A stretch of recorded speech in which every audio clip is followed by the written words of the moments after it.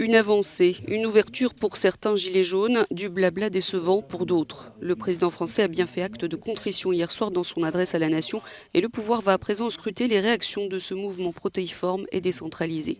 Les gestes d'Emmanuel Macron pour tenter de calmer leur colère vont-ils être suffisants pour éviter un 5e samedi de protestation à Paris? Rien n'est moins sûr. Je prends ma part de cette responsabilité. Il a pu m'arriver de vous donner le sentiment que ce n'était pas mon souci, que j'avais d'autres priorités. Je sais aussi qu'il m'est arrivé de blesser certains d'entre vous par mes propos. Je veux ce soir être très clair avec vous.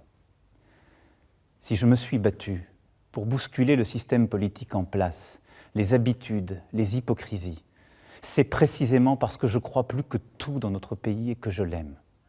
Parmi les mesures qui seront détaillées aujourd'hui par le Premier ministre devant l'Assemblée nationale, l'augmentation de 100 € des salaires au niveau du SMIC, l'exemption de la hausse de la CSG pour les retraités gagnant moins de 2 000 € par mois ou les heures supplémentaires payées sans impôt ni charge, un retour d'une mesure mise en place par Nicolas Sarkozy. Carole fait partie des gilets jaunes pas convaincus. Ce qui me fait peur, c'est que certains gilets jaunes se disent « Oh chouette, on a réussi à avoir 100 € sur le SMIC, youpi, c'est cool, du coup j'arrête ».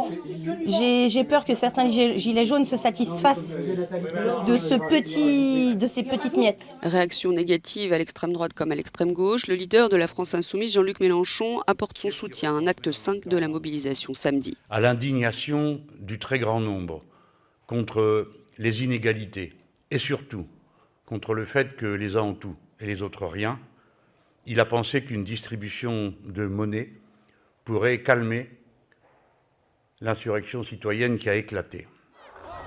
Alors le discours d'Emmanuel Macron a-t-il convaincu les Français qui soutiennent le mouvement et les gilets jaunes les plus modérés?